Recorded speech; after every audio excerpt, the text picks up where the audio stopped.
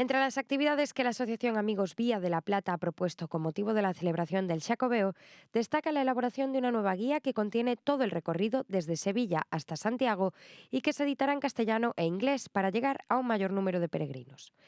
En su fase final y próxima a salir a la luz para su distribución, la guía ha contado con la aportación de profesionales realizando el camino completo para volcar en ella contenidos, diseño y maquetación, revisión y creación de textos o un reportaje fotográfico de cada etapa. O camiño empeza a reactivarse, empeza a vivir, os albergues xa tendes conocido pola prensa que se empezan a abrir, e nos levamos, pois desde o ano pasado, finales desde o 2020, finales de 2020, estábamos a mediados, xa empezábamos a traballar con un proxecto importante que íbamos ter cara ao Xacobeo 2021.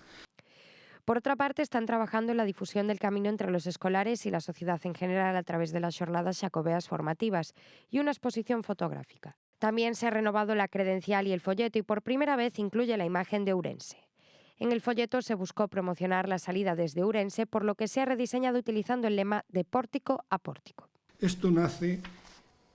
independiente da idea que nós tiñamos que en agosto do 2020, como vendes aí na diapositiva,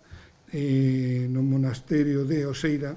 presentou o Consello Económico e Social da Xunta de Galicia un estudio económico e social sobre o camiño Vía da Plata, donde colaboraron a Xunta de Galicia e a Diputación Provincial de Ourense e o propio Consello co seus equipo de estudios, donde vía a potenciación e a potencialidade económica que podía ter o Camiño de Santiago ou que debe de ter ao pasar pola provincia de Ourense.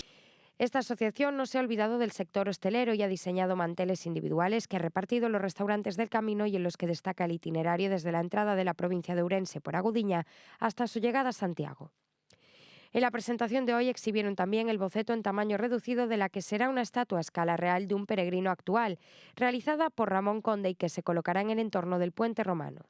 Por último, anunciaron la celebración en Ourense en 2023 del Congreso Internacional de las Asociaciones del Camino de Santiago, que contará con 140 congresistas y 160 acompañantes.